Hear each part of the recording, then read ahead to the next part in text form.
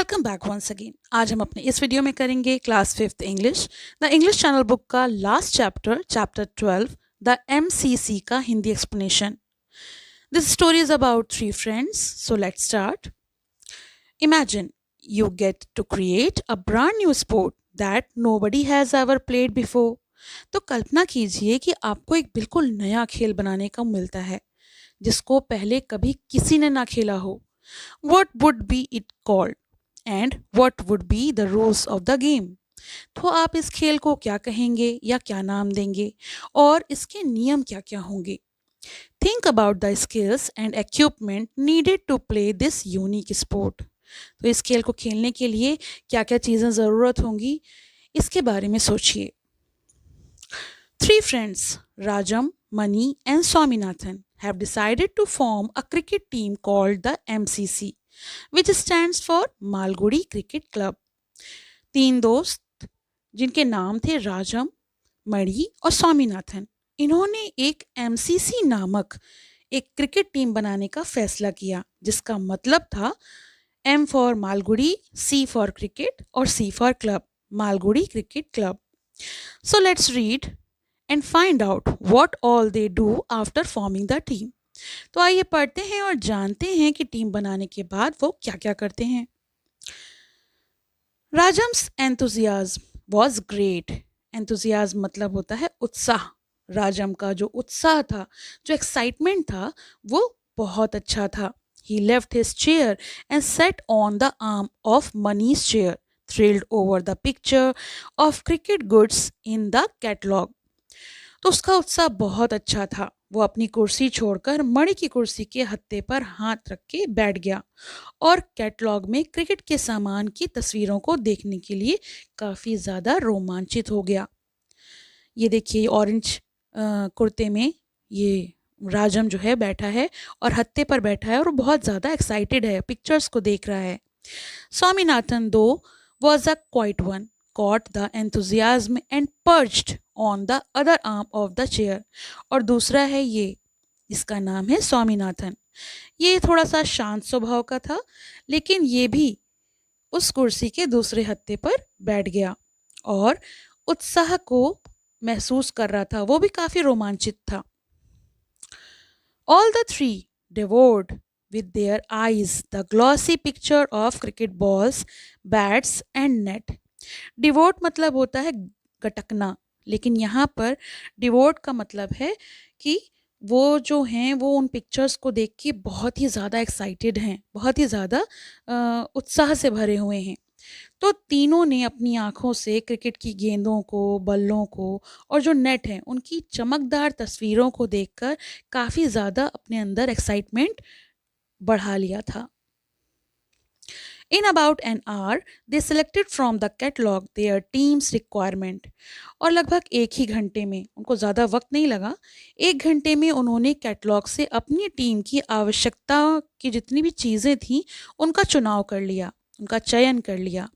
And then came the most difficult part of the whole affair, a letter to Messrs. Binns ordering goods। और इसके बाद उन्होंने इस पूरे मामले का सबसे कठिन हिस्सा जो है वो सामने आया, जिसमें मेसर्स बिन्स को एक पत्र लिखना था जो हमने ऑर्डर करना था सामान, उसके लिए।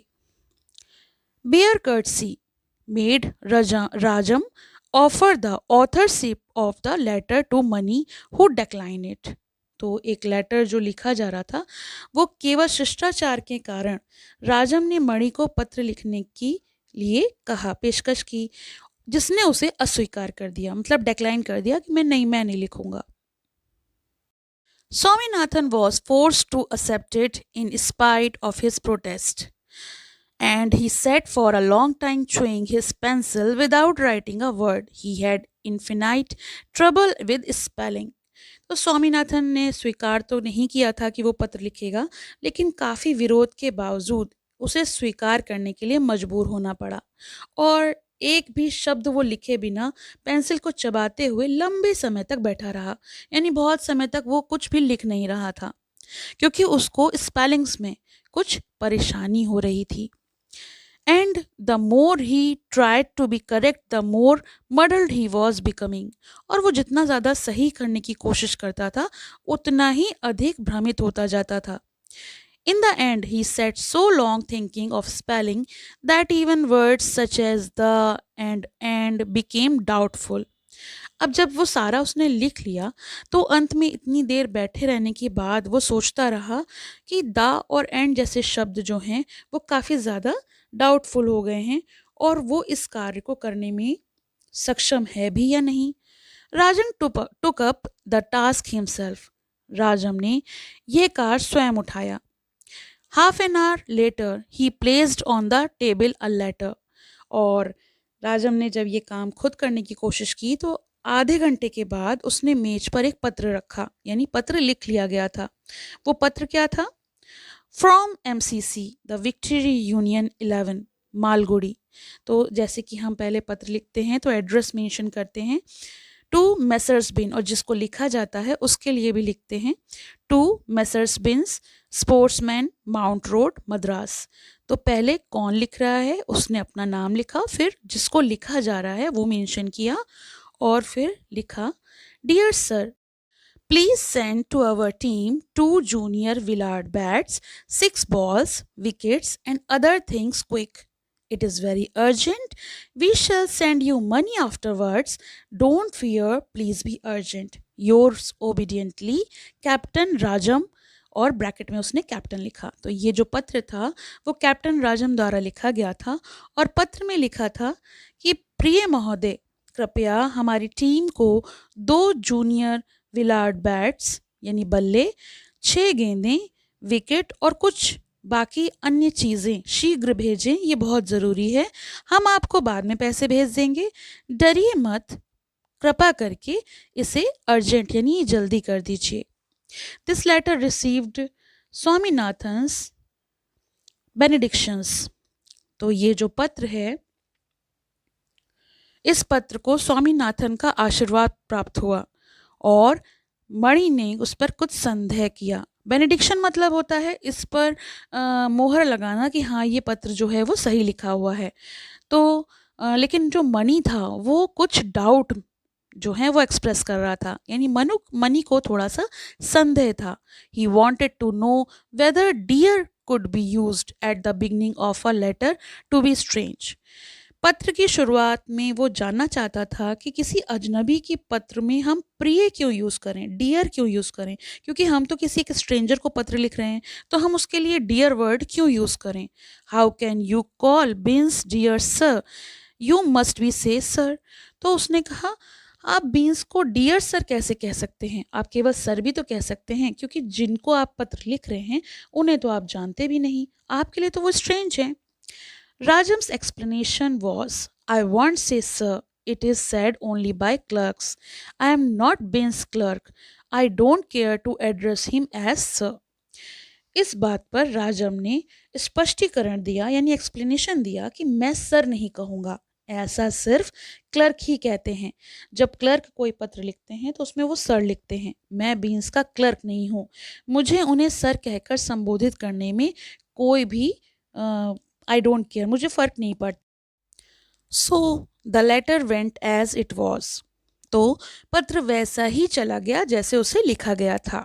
After this एग्जैक्टिंग work, एग्जैक्टिंग means difficult, इसमें बहुत ज़्यादा ध्यान देकर और इतनी मुश्किलों से उन लोगों ने लिखा था। तो इस काम के बाद they were wrestling with a feeling of relief, तो उन्होंने राहत की सांस ली। When the postman came in with a card for Rajam, तभी एक डाकिया वहां पर राजम के लिए कार्ड लेकर आया। He read it and cried, उसने उसे पढ़ा और चिल्लाया, guess who was has written this, कि किसने इसे लिखा है। Binns, silly, it must be our head master.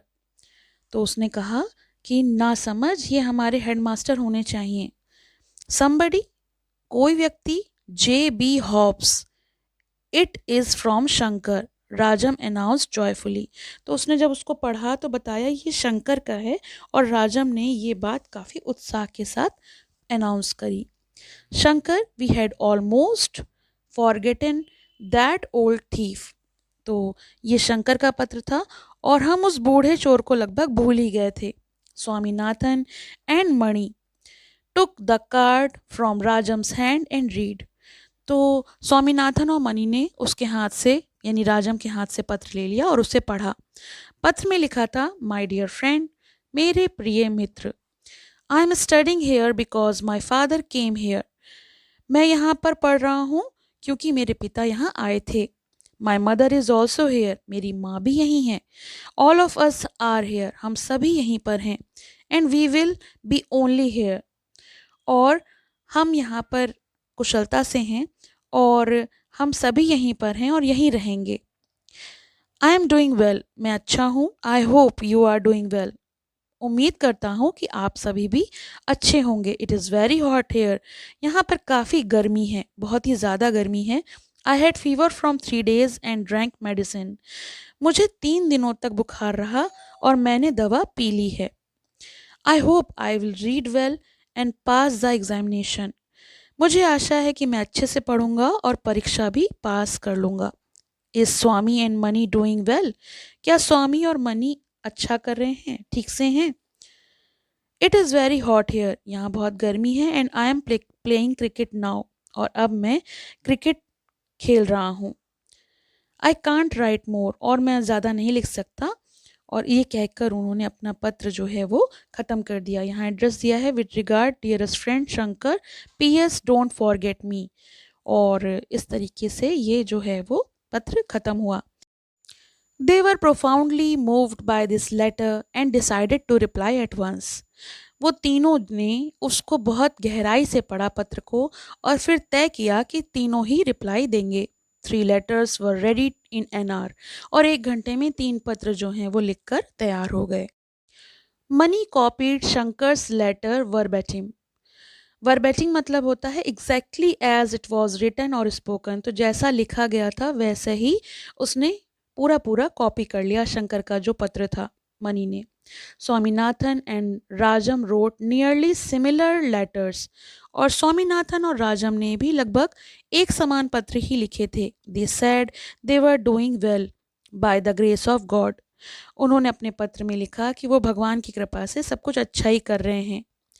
They hoped that Shankar would pass and also that he was doing well, और उन्हें उम्मीद है, उन्हें आशा है कि शंकर जो है वो पास हो जाएगा और वो भी अच्छा कर रहा होगा। Then they said a lot about their cricket team and hoped that Shankar would become a member. फिर उन्होंने अपनी क्रिकेट टीम MCC के बारे में उस पत्र में लिखा और ये भी आशा व्यक्त की कि शंकर भी उसमें सदस्य बनेगा। They also said that Shankar's team might challenge them to a match. और इसके बाद उन्होंने ये भी कहा कि शंकर की जो टीम है उन्हें मैच के लिए चुनौती दे सकती है। The letters were put into a stamped envelope and the flap was pasted. तो जो तीनों पत्र लिखे गए थे उस पर एक मोहर लगा दी गई और उनको जो उनका फ्लैप था उसको चिपका दिया गया, जैसे कि लेटर पोस्ट करते हैं। They search all parts of Shankar's card, not a word anywhere, not even the name of the town he was writing from. और फिर उन्होंने जो शंकर का पत्र है उसमें सारे हिस्सों को खोज डाला, पर कहीं कोई भी शब्द नहीं मिला कि शहर का नाम क्या है, एड्रेस क्या है। They tried to get this out of postmark, उन्होंने इस पोस्ट मार्क से बाहर निकलने की कोशिश की। But a dark curved smudge on the stamp can not be very illuminating, लेकिन जो स्टैम्प थी वो इतनी गहरी और घुमावदार थी कि उसमें से कोई भी जो कुछ भी समझ में नहीं आ रहा था, साफ साफ नहीं दिखाई पड़ रहा था। तो ये तो हमने किया इस चैप्टर का हिंदी एक्सप्लेनेशन। इसके क्वेश्चन आंसर्स का लिंक आपको डिस्क्रिप्शन में मिलेगा, तो आप वहाँ से देख सकते हैं। आई होप आपको ये वीडियो पसंद आया होगा। पसंद आया हो तो लाइक करें, शेयर करें और चैनल को सब्सक्राइब करना ना भूलें। Thank you for watching, have a nice day. पसंद आया हो तो लाइक करें, शेयर करें और चैनल को सब्सक्राइब करें।